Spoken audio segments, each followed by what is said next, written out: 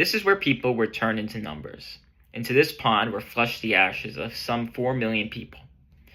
And that was not done by gas. It was done by arrogance. It was done by dogma. It was done by ignorance.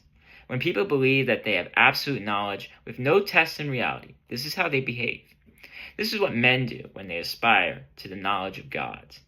That is a quote from Jacob Bronowski, the producer of The Ascent of Man. It's a Holocaust documentary.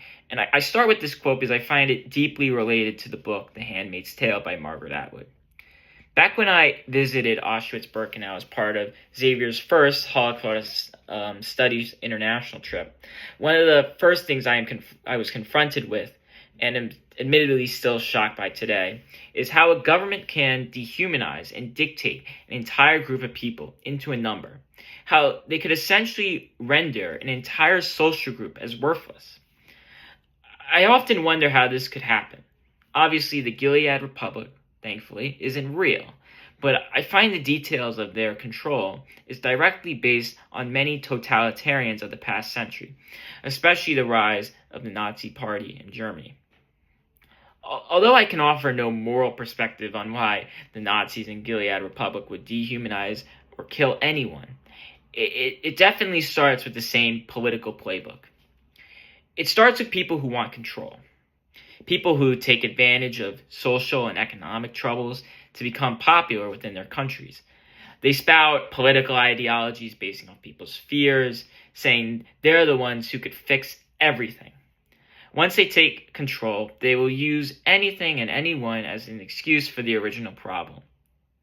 The original problems are so bad, they say, that the rights of people must be removed in order to fix them. Although people try their best to fight back or escape, and some do succeed, it is usually and unfortunately not enough. For Nazis, this meant blaming the Jews for all of Germany's problems, whether it be the lost war or economic burdens placed by this Treaty of Versailles and the Great Depression. They thought the Jews were so evil that slowly they began the process of removing their rights, forcing them into ghettos, and then transporting them to concentration camps, where many would unfortunately be killed. For the Gilead Republic, this meant blaming women for declining Caucasian birth rates, taking power away from the U.S. government through massacre, getting rid of the Constitution, and taking away the rights of women. The government thought these groups were so bad that they felt it was necessary to create concentration camps of people. Once you get that much control, it's not hard for governments to dehumanize any group of people it chooses. In Nazi Germany, it was mainly Jews, among other minority groups like Soviet civilians, Romas, homosexuals, and others. In the Gilead Republic, it was women. When reading The Handmaid's Tale, I kept thinking about the Bronowski quote.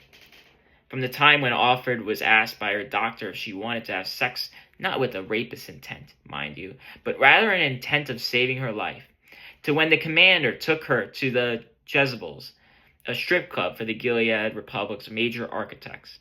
It was clear that these people weren't concerned about birth rates at all.